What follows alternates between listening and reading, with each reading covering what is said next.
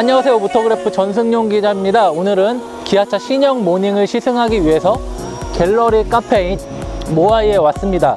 자, 신형 모닝 엄청나게 좋아졌다고 했는데 과연 어떻게 달라졌는지 함께 살펴보도록 하겠습니다.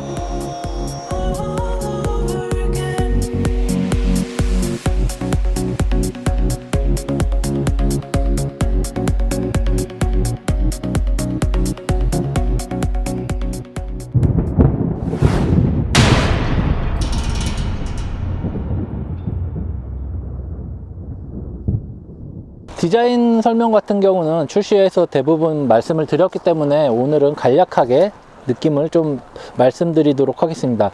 경차 크기가 국내 같은 경우는 딱 정해져 있어요. 가로와 세로 이렇게 딱 정해져 있기 때문에 이 차 같은 경우는 그 기준에 맞춰서 꽉 채워놨습니다. 신형 스포티지와 비교를 해도 디자인적으로 뭐 작아 보인다거나 그런 느낌은 전혀 들지 않아요. 오히려 신차라는 느낌이 훨씬 더 강하게 들어서 디자인 완성도 같은 경우는 훨씬 좋아진 것 같습니다. 확실히 이렇게 파격적인 변화를 시도한 거는 긍정적이라고 생각합니다. 그리고 램프도 그 크기도 전체적으로 커졌고요. 이런 벌브 타입의 주간주행 등도 들어가 있고요. 공기 흡입구 같은 경우도 굉장히 좀 크게 되어 있고 각종 디자인 요소들이 가득 꽉 차 있어 갖고 저는 개인적으로 마음에 듭니다. 이런 기본적으로 이렇게 뚝 잘리지만 이렇게 측면으로는 완만하게 이어지는 이런 실루엣도 저는 꽤 잘 만든 디자인이라는 생각이 들어요. 측면 뷰는 이렇게 위로 갈수록 너무 급격하게 좁아지는 디자인이 없어졌기 때문에 이 측후면, 정측면 뷰나 측후면 뷰가 굉장히 좋아졌어요. 후면 같은 경우도 이렇게 가로로 이렇게 짝짝짝 벌어지는 디자인의 이런 그 트윈 머플러까지 넣고 램프도 이렇게 넓게 꺽쇠형으로 하고 끝에도 이렇게 기역자 모양으로 굵은 라인을 줘서 전체적으로 네모나게 차체가 최대한 커 보이는 효과를 줬습니다. 이렇게 크롬 라인도 가로로 길게 줬고요. 디퓨저를 통해서 그 공기의 역학, 공기 흐름도 좀 신경을 썼습니다. 트렁크 같은 경우는 지금 이 공간이 그렇게 넓진 않아요. 크진 않습니다. 뒷좌석을 접지 않은 상태에서 255리터를 쓸 수 있다고 하는데요. 그 뒷좌석 2열을 폴딩했을 경우는 1010리터까지 쓸 수 있다고 합니다. 한쪽만 접고 쓰고 필요에 따라 사용하면 될 것 같습니다. 그리고 밑에 이렇게 히든 그런 수납 공간이 또 있네요. 그래서 여기는 좀 작고 편편한 그런 짐들을 놓고 위에는 조금 큰 짐을 놓으면 될 것 같습니다. 경차 크기가 제한이 된 데다가 휠 베이스까지 기존 모델에 비해서 넓혔잖아요. 그러니까 트렁크 공간이 그만큼 희생될 수밖에 없는데 근데도 이전 모델에 비해서는 트렁크 공간이 넓어졌다고 합니다. 한정된 공간에서 얼마나 활용을 할 수 있느냐 그 능력을 보여주는 것 같습니다. 뒷좌석도 한번 볼게요. 지금 이 차는 제가 여성 기자와 함께 탄 거예요. 그래서 여기자가 앞에서 운전을 한 상태고 여기는 제가 편하게 앉아갖고 뒤로 최대한 당기고 이렇게 등받이까지 젖힌 상태입니다. 꽤 격차가 있죠. 이렇게 엉덩이를 등에 붙였는데도 지금 거리가 이 공간이 한 5에서 5cm 정도 남는 것 같아요. 물론 제 다리가 짧습니다. 하지만 제 키가 한 177이거든요. 키가 크지 않은 여성 운전자가 운전할 경우에는 좀 뒷공간도 꽤 생각보다 여유가 있을 것 같습니다. 특히 뭐 여자 어머니들 같은 경우는 애들 뒤에 태우고 다니는데 그런 거에는 무리가 전혀 없어 보여요. 그리고 등받이 기울기도 좀 이렇게 생각보다 많이 젖혀져 있고 머리 공간도 그렇게 부족하지 않습니다. 휠베이스가 15mm 늘어난 게 그렇게 큰 차이로 이렇게 체감은 안 되지만 어쨌든 그 캐빈 공간을 넓힌 거는 좀 잘한 것 같습니다. 뒤에도 천정을 이렇게 또 많이 파갔고요. 머리가 닿지 않게 했고요. 뭐 이런 부분은 정말 잘 하고 있는 것 같아요. 다만 프레스티지 최고급 트림인데 그 뒤에 아무것도 없죠. 좀 썰렁합니다. 그리고 밑에도 또 부지포 같은 느낌으로 좀 있고 그 시트는 뭐 그렇게 나쁘지 않은데 앉은 느낌은 나쁘지 않은데 그 나머지에서는 그렇게 뭐 인상적인 그런 특징은 없는 것 같아요.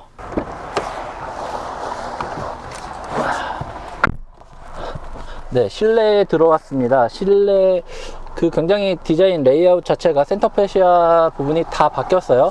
이렇게 튀어나온 플로팅 스타일의 이런 내비게이션이 있고요. 가로로 긴 크롬 라인을 이렇게 중심으로 위아래 이렇게 공조기가 밑으로 내려왔습니다. 밑에는 좀 단촐하죠. 옆에 그 들리는 그 공조기 조절 버튼이 있고요. 다 공조기 관련된 거예요. 오디오 같은 경우는 여기서 다 해결이 됩니다.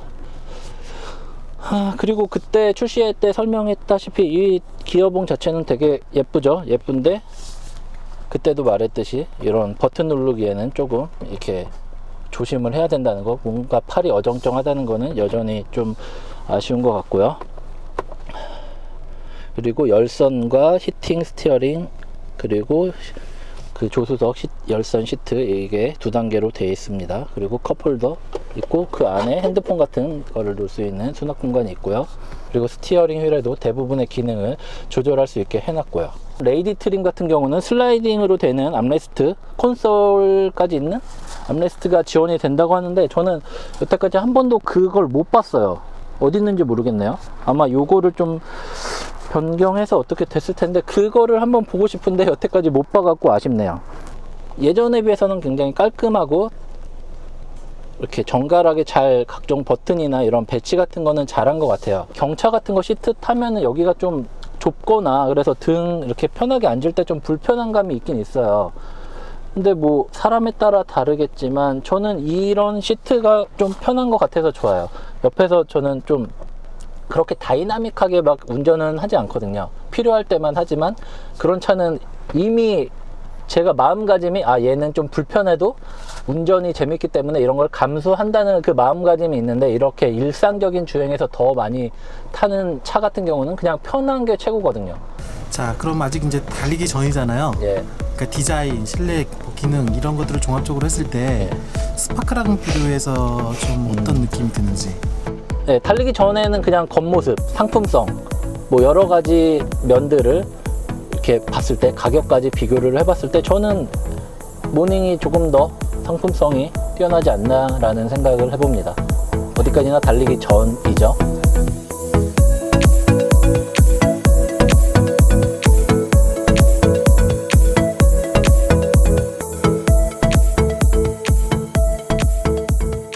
주행 성능에서 가장 큰 차이는 아무래도 변속기라고 볼 수 있겠죠. 그 무단 변속기와 그 4단 자동 변속기의 차이가 있을 거 아니에요.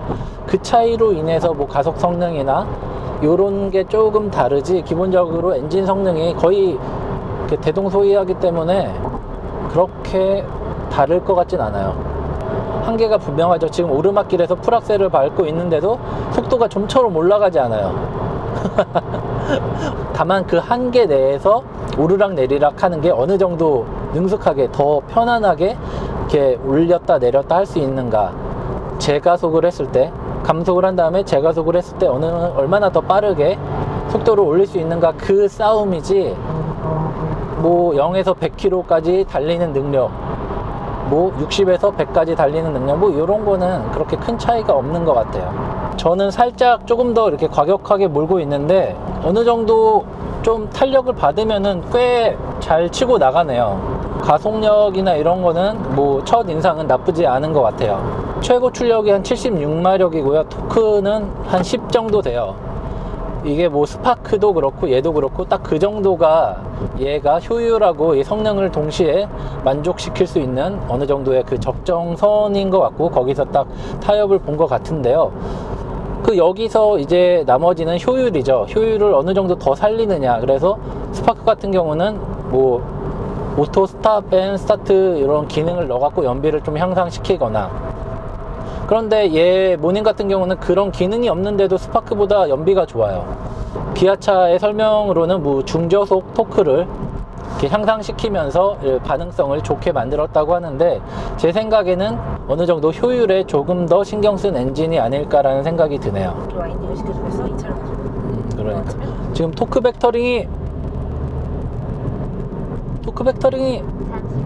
뭔가 지금 한 80km로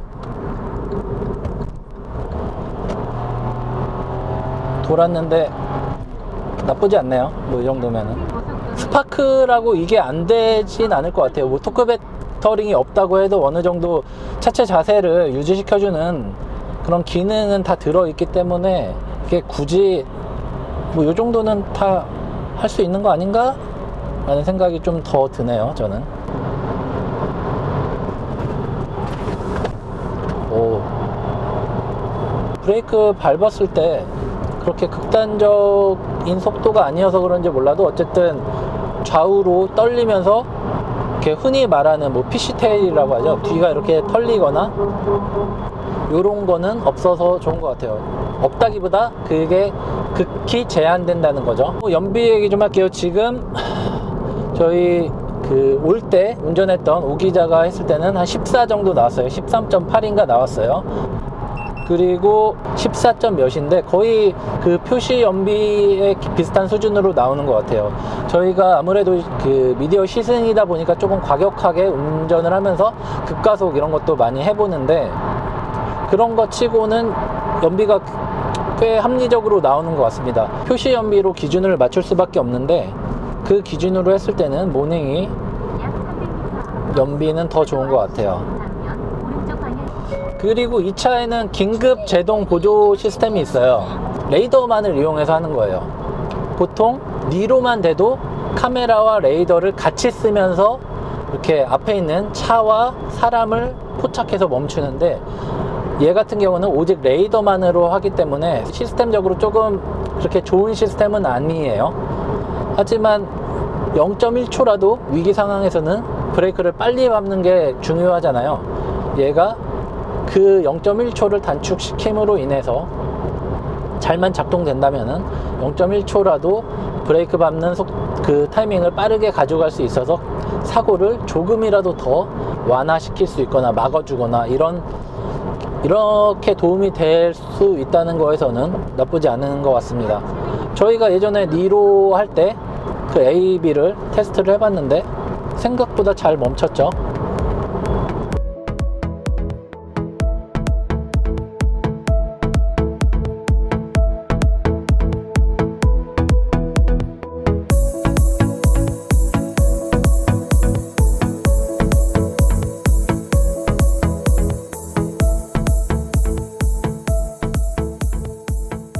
기본적인 수준의 긴급 제동 보조 시스템이라는 것만 이렇게 기억을 해 두시고 이게 어디까지나 보조용으로 도와주는 거지 얘가 절대적으로 사고를 막아주는 기능은 아니라는 사실을 꼭 명심하셨으면 좋겠습니다. 이런 경차에 이런 안전 기능이 조금씩 추가되는 거는 긍정적이라고 생각할 수 있을 것 같아요.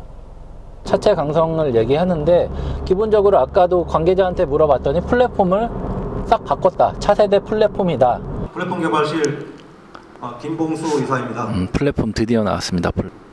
이를 실현하기 위하여 지금 나오네요. 기본 골격 역할을 하는 신형 경차 플랫폼을 적용하였으며 그쵸. 다양한 저렇게 연비 신기술을 이게 적용한 플랫폼 얘기가 이런 카파 프레젠테이션에 에코 나온다는 것 자체가 프라이머리를 바뀌었다는 거예요. 확장하였고 되게 웃기죠.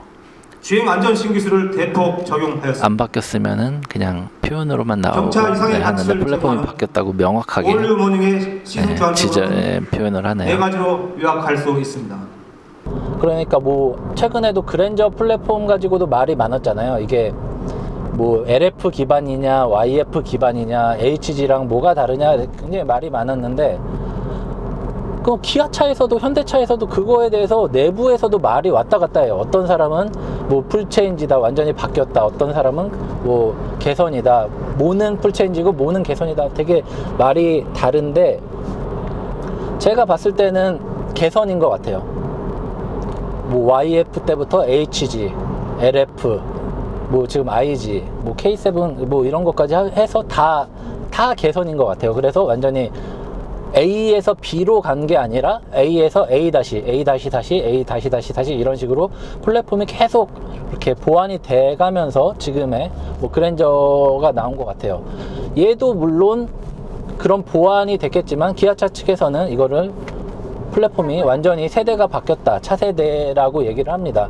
기존에서 뭐 강판부터 해갖고 그런 싹 처음부터 새롭게 개발한 플랫폼이라고 하니까 뭐 고장력 강판이나 초고장력 강판 비율도 늘어났고 뭐 구조역 접착제 같은 거를 해갖고 뭐 인장 강도 높이고 뭐 이런 등등으로 해서 이렇게 강성을 높여갖고 뭐 비틀림 강성이나 뭐 이런 전체적으로 주행 안정성을 조금 높였을 거예요. 왜냐면은 기본적으로 차 뭐 엔진이나 뭐 스티어링이 뭐 여러 가지가 다 있어도 기본적으로는 차의 뼈대가 주행 성능을 결정하는 가장 큰 요소거든요.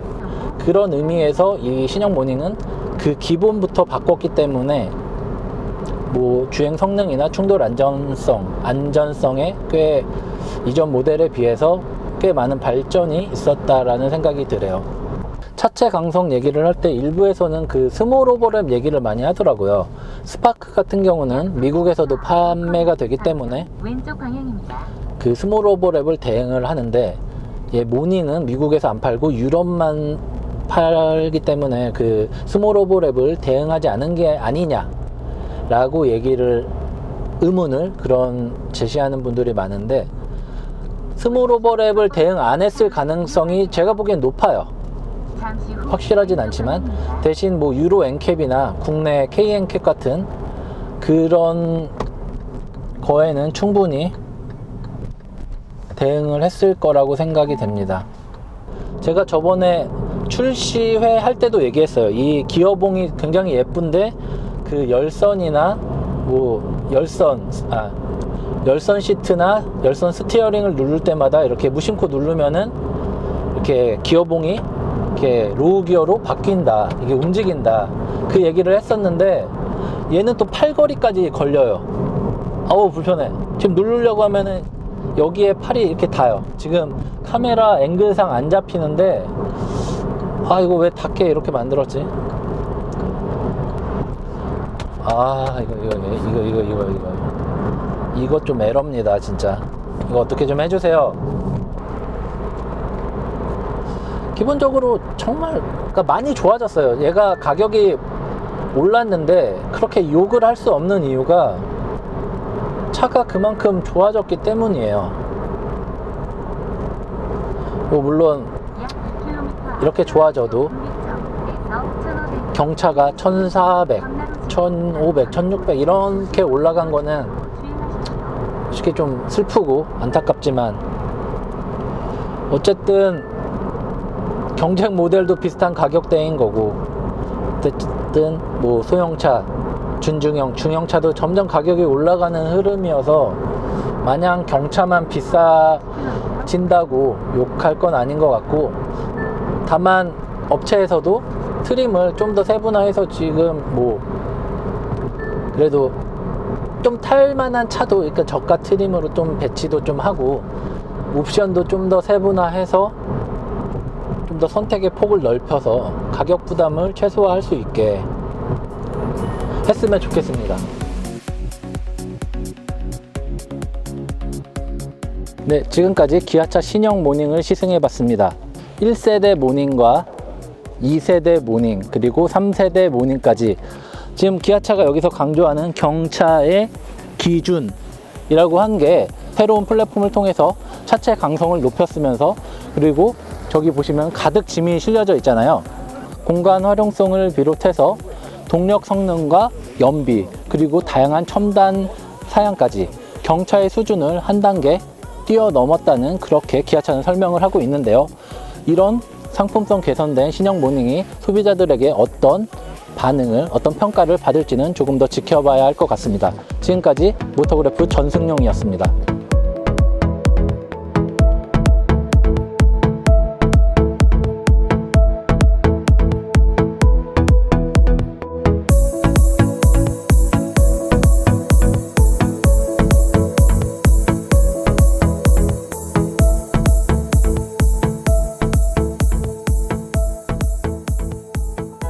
제가 이거 너무 불편해요. 이거 불편한 게, 제가 운전을 할 때 팔꿈치가 여기 계속 닿아요. 그리고 기어봉을 잡을 때도 이 팔이 걸리적거리고 여기에요. 그리고 뭐 운전하다가 그 열선 시트를 킬 때도 이 팔이 계속 이 암레스트에 닿습니다. 얘는 좀 진짜 어떻게 해줬으면 좋겠네요. 이게 편하죠.